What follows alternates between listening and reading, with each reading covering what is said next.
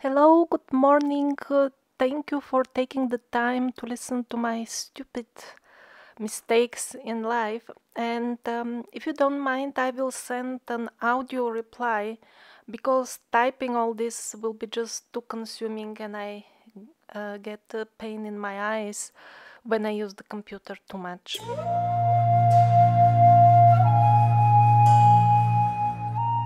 So, yes, the first and really this is the most important point about the direct perception, how it is limited, and the spiritual authority.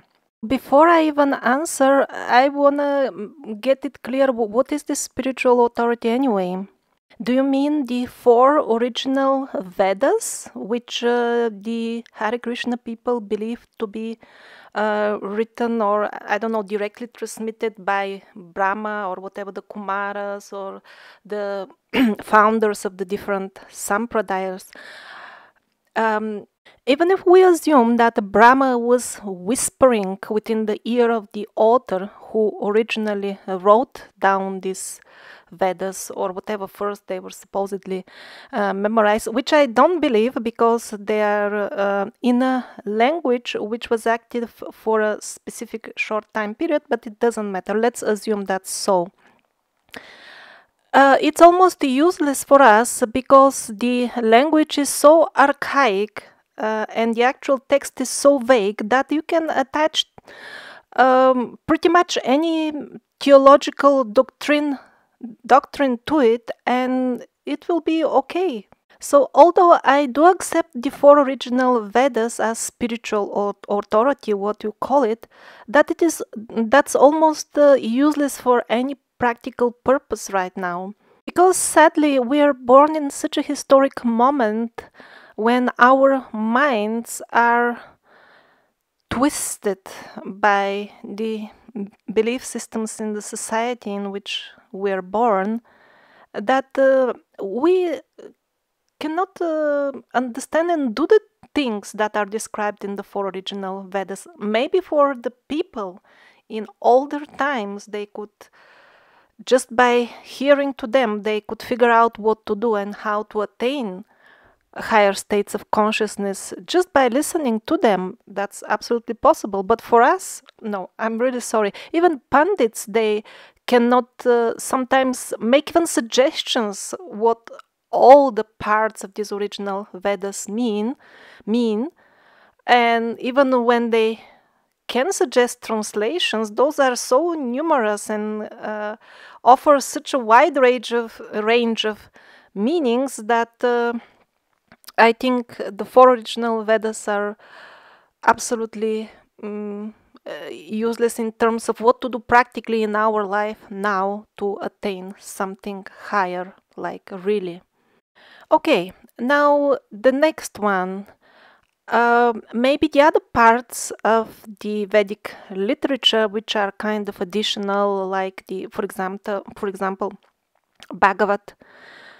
I think the iskcon people doesn't like its name, so that's why they call it Bhagavatam. But anyway, this doesn't matter. The name doesn't matter. Yeah, that is relatively more recent. It has been written in a language that is much closer to current Hindi, and Sanskrit, as far as I understand, is still used in some parts of India. So this we can understand much more because the language is nearer to us. Nearer, but still very vague. Actually, when I started meditating, let's say, whatever, 6 or 7 years ago, that was based exactly on what my understanding at that time was about the actual meaning of the Vedic authority. Because so many pandits, so many gurus, they have their own interpretations, which are often radically different. So, okay, it is a spiritual authority, but it's only partially useful. Again, mainly because of this language barrier. Probably when Bhagavat was written, there wasn't that much confusion amongst the people who would hear it at that time because they grew up in a different society. It is same with any language. Even nowadays, there are so many terms that one cannot understand their meaning properly unless one is part of our culture, our modern culture. Definitions found in encyclopedias and dictionaries may only help to some extent. So we understand Bhagavat and all these more recent parts of the Vedic literature again according to our own level. There are many, many blurry parts, and those we fill up with our own parts of the belief system that we have from before. And that's why it worked only partially for me. I got some benefit from this meditation and I continue to do it till now. But the blurry parts remain a problem. So I tried finding gurus who would hopefully fill up these blurry parts. And as I said, I still think that back then, years ago, Shailendra Sharma could have helped me in this. But I just missed the opportunity, unfortunately, and sadly, this was really a blunder. But let me first finish with my too long definition of what is actually spiritual authorities. So, are the iskcon books spiritual authority? Definitely not. First of all, they are very, very recent, just a couple of decades old. They are not old for sure, which is not a problem at all. Actually, it can be disadvantage, as we saw with the language barrier earlier. So being recent is not a problem. The problem is that they create this false impression that they represent an ancient spiritual authority. Example, the commentaries on Bhagavad Gita, I find this actually ridiculous because in almost every purport, as it is called, the conclusion will be, but for nowadays it's only repeating Hare Krishna. That is the way, that is the only way. And this openly contradicts the very text of the actual Bhagavad Gita. Let's assume that it was really Krishna. The knowledge now comes directly from Krishna in Bhagavad Gita. Let's assume that he spoke those exact same words as we can read in Mahabharata nowadays. So what? He was not aware that Kali Yuga is starting and very soon the only method for Kali Yuga will be chanting Hare Krishna? So he forgot to mention that? Wow. And instead, he talks about completely different things. He goes in length to explain the yoga process as it is, for example, in the Yoga Sutras of Patanjali. So he gives main attention to a method that will be non-relevant for the people that he's teaching. That's stupid. And he forgets to mention the main mantra, the Hare Krishna. I mean, this is even worse. And not only he forgets to mention it, apparently the other compilers of the vast body of Vedic literature, they apparently also forget. I don't know if this Hare Krishna is even a Vedic mantra at all. I don't know. Maybe. But certainly it isn't a prominent Vedic mantra. And so now I'm touching the topic of Bhagavad Gita. Now, this really looks like a spiritual authority, yeah? Krishna talking himself. But why do we have to believe that really Krishna said those things?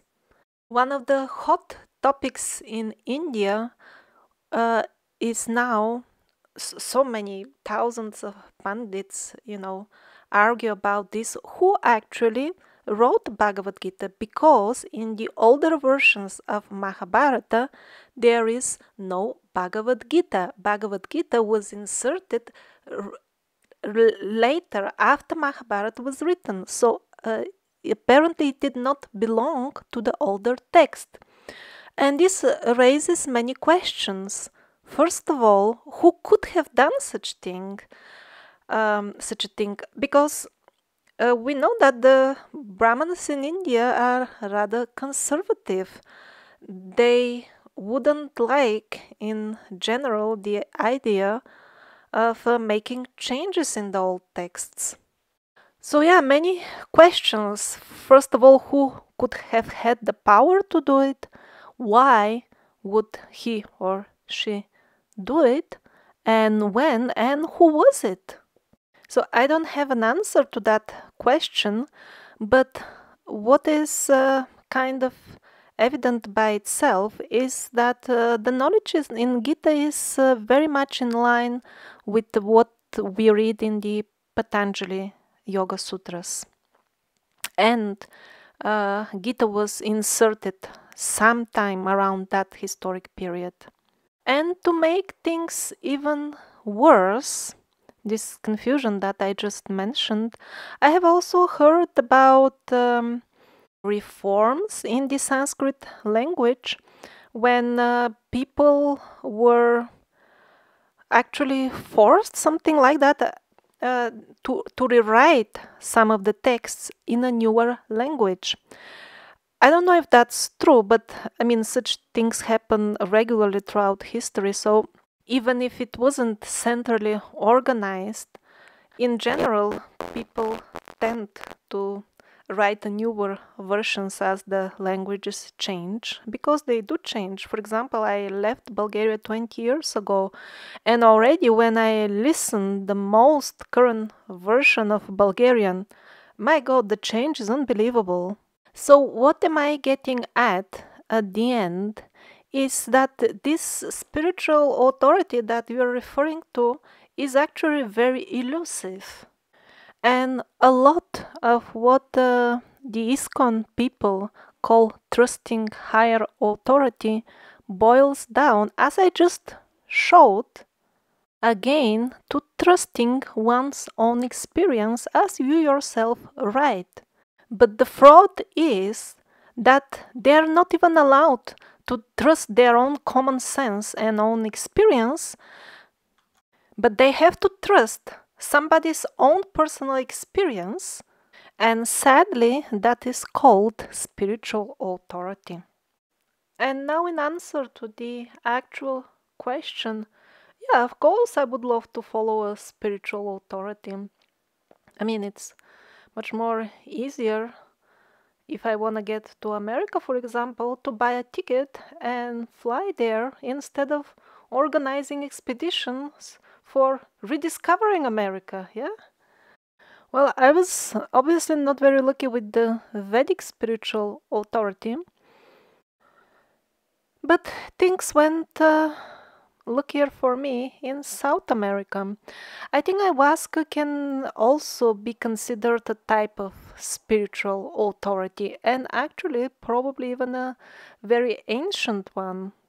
We don't even know how old is the tradition, but it is the same with everything else that we call ancient knowledge. Even the age of the Vedic literature is quite uncertain. The Pandits themselves still cannot agree how old it is, because even the numbers as mentioned in the Vedic books themselves are open to interpretation. But about ayahuasca, it is a spirit teacher. I mean, if that is not a spiritual authority, then what is? So I approached it in that way. I prayed and I received help. I think ayahuasca can be much more efficient just because you have the spirit guru alive working direct with you. So we don't have all those problems of unclear and confusing instructions found in all old books, which cannot be even translated properly. And then, as some of the mental fog cleared with the help of ayahuasca, I could actually find also a written spiritual authority. That is the channeled material by Jane Roberts. And I think this is by far the best spiritual authority, certainly that I have encountered so far on earth at the present moment. I explain in the autobiography how it is confirmed by tangible, cases showing that we're really dealing of a knowledge channeled from a higher source and channeled with good intentions also, because nowadays people channel all kinds of demons as well.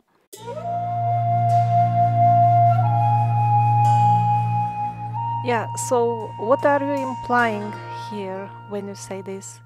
That just because there are truthful things in the iskcon books, that's why I should also swallow the poison in them? Even in some cases, even one drop of poison is enough to make a full glass of pure water poisonous. No, I never confused renunciation with spirituality. Tapasya is just a tool, a very good tool to achieve mystic things. And actually, I think this is a good part of the Hare Krishna movement. Like, for example, the total ban on alcohol. This is really superb. Actually, I think this is like one of the top achievements that the Hare Krishna movement has to offer to people in terms of benefits. That is the good part. And tapasya can offer, in some cases, really a fast track to higher states of consciousness. But the problem with the tapasya in iskcon is that it is not done in a sattvic way, and that's why its results are quite mixed. The very fact that all kinds of rules are forced indiscriminately to all kinds of people is just one of the faces of why this tapasya is not sattvic. I did not include any analysis of Bhakti Marga such in my autobiography.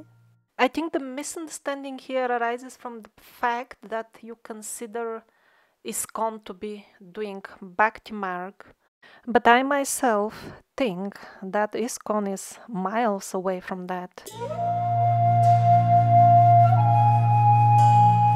Again, here it's almost impossible to answer because we even have a completely different definitions about what is Bhakti Yoga and Karma Yoga and so on.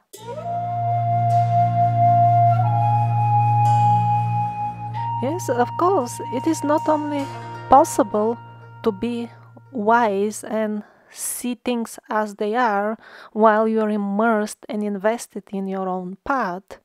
Not only it is possible, but it should be always the case in case the path that one is following is indeed a sattvic one, because knowledge and being unbiased are sattvic qualities. Well, I'm very happy that you have divorced yourself from iskcon, because sadly the stupid fanatism that iskcon plants in the minds of those who join the organization. And that's one sickening example, one out of the many, of how actually iskcon drags people down under the banner of spirituality and promises that you should work like a donkey selling books all your life, and at the end Krishna will take you when you die. Of course, not yet when you die, because it cannot be checked. Krishna will take you to eternally whatever grace calls with him. I actually have a playlist with Shailendra Sharma videos on my YouTube channel, and on one of them I think he's actually referring to iskcon when he says Some people talk pretty big, like love of God. Wow, I mean, this is really, and it is a big thing, you know, God, as if you know Him, so that you can love Him like personally. So he says, yeah, I mean, like showing me God to love Him, that's quite big. How about showing me one small little ghost at least? Not even an angel. Those are higher in the hierarchy, yeah? So could be like difficult to meet. What about a small ghost, a most ordinary one?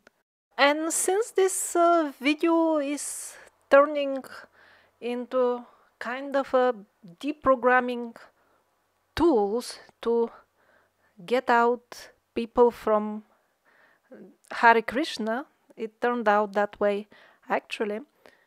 I have one other joke. But before I reach there, I want to make it clear that I'm not saying that it is impossible to have genuine spiritual experiences while one is immersed a Hare Krishna person. No, people have such experiences even without doing any spiritual practices. Even totally atheistic people have such experiences. So I don't see why the Hare Krishna should be banned from having them. But the thing is that probably they wouldn't get them because of the so-called Hare Krishna practice of parroting a mantra, but despite the Hare Krishna so-called spiritual practices. So one particularly funny thing that the iskcon people believe in is that Krishna, the Supreme Lord, which I also believe that he is, because he is repeatedly called Bhagavan in the Vedic literature. At least that much I understand because I speak Hindi. So this Bhagavan, of whom the clusters of material, countless material universes are only one minute small portion, and the rest is so unimaginable for us. So Krishna is a manifestation of this Bhagavan, but not just an ordinary manifestation, the Hare Krishna people will tell you. They will explain to you with great spiritual authority, yes, spiritual authority, that all this Krishna Lila, which is taking place in a particular historic moment, we don't know actually when was it, because interestingly enough, there are books of the Russian researcher Fomenko. So he shares his findings in terms of the age of the Vedic literature, and he thinks that it is just a few hundred years old, and even the events didn't take part very long in the past, because, like, for example, the story with Draupadi, it's quite specific, yeah? How unlimited cloth was supplied and all this. The same story is found in other traditions in the Middle East and even in Europe. The very same story described. It matches quite well. So probably they're talking about the very same event. I'm not saying that's 100% true. I'm only saying that even we don't know when Krishna appeared, but it was in the past, in our terms of understanding time. So the Krishna Lila will have no meaning outside this historic context. Like, for example, the gopis, they love Krishna, but it is kind of forbidden. I mean, it's forbidden in that historic moment, actually. That's what makes it interesting, right? And all the other stuff, they wouldn't, all the other things that happen, they would not make any sense in a different historic moment. Actually, this Krishna Lila cannot happen out of context. And yet the iskcon people never put enough thought into it to figure out, but wait a minute, if really this Krishna is the source of Vishnu and all these creators of the universe, Shiva, Brahma, so on. We are talking about very high levels, even above the level of an universe. How can something that is contained within the universe, because you cannot have Krishna separately from his lila. The lila is anchored to a historic moment, it is anchored to time. I don't mean that Krishna's personality is anchored, but let's say if let's say we take out Krishna's soul out of the lila, I mean, then what is left? It's just energy. It is the soul, or so to say. It is not Krishna, because Krishna has meaning as different from Brahma or the other gods, which, okay, according to your terms, you call Bhagavan. What would be the difference if his lila is taken away, if his body appearance is taken away? It will not be this Krishna anymore, right? But so, yes, the Supreme Lord comes into this world and has fun. That makes sense. But to say that a personality limited to a particular historic moment, and it is limited because its attributes cannot take place out of the historic moment, to say that this is the source of all creation, even those beyond the universes, I think this is ridiculous. But it doesn't seem ridiculous to the iskcon people. Instead of applying their common sense that is blocked because of their belief that they should follow a so-called spiritual authority like sheep without even thinking, so they don't even notice such things. And all this is facilitated by this feeling to make them feel special. You see, only you know this chosen secret. You are chosen. And that flatters them. That gives them false hopes. And they remain slaves. Even if they don't remain slaves of the iskcon organization, their soul remains enslaved by the false belief system. So again, I will finish where I started, really, with this most important spiritual authority, because what ayahuasca showed to me, I cannot say told me, because I never heard her talking to me in a voice in a particular language, but that I do believe that she showed things to me. And what I was shown is perfectly coherent with what Krishna says in Bhagavad Gita. What Krishna says, not what the iskcon commentary says, because these are completely different things.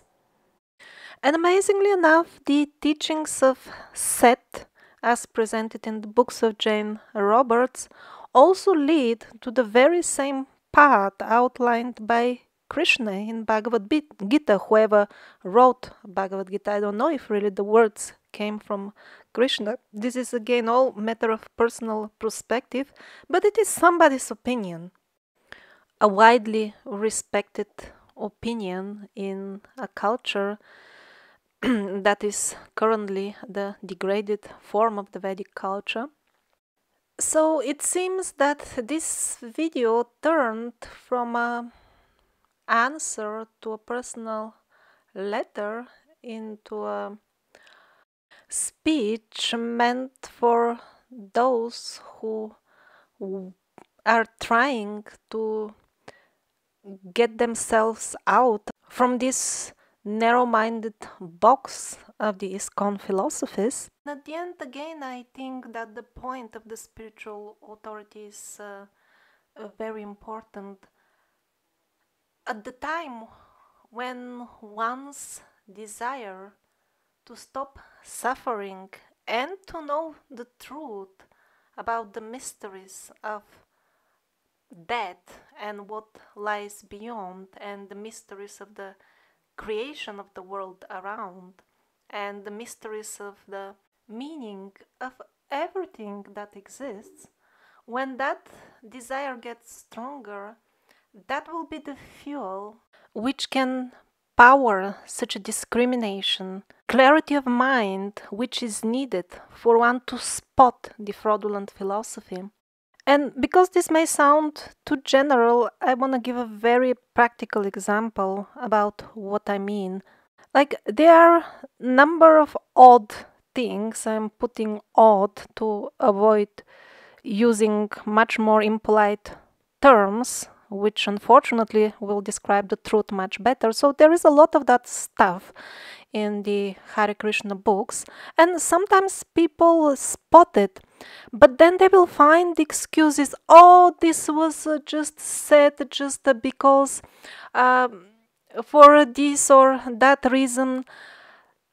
Why they will find such excuses? Because it resonates with lower qualities in them themselves. Like, in their belief system, they're still inclined to believe that there is some excuse to lie, for example.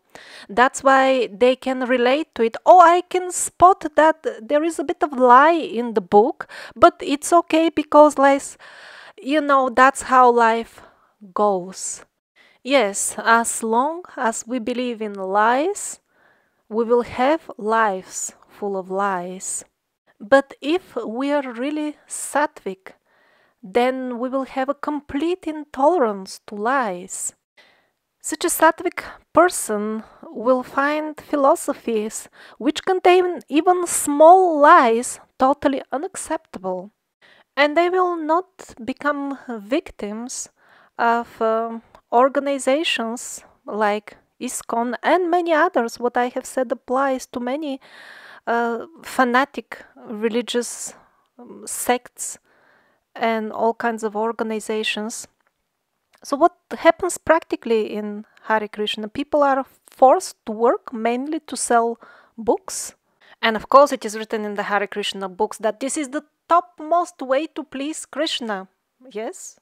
In addition, the full Hare Krishna movement is a highly questionable society that has been sued many times and has lost the lawsuits.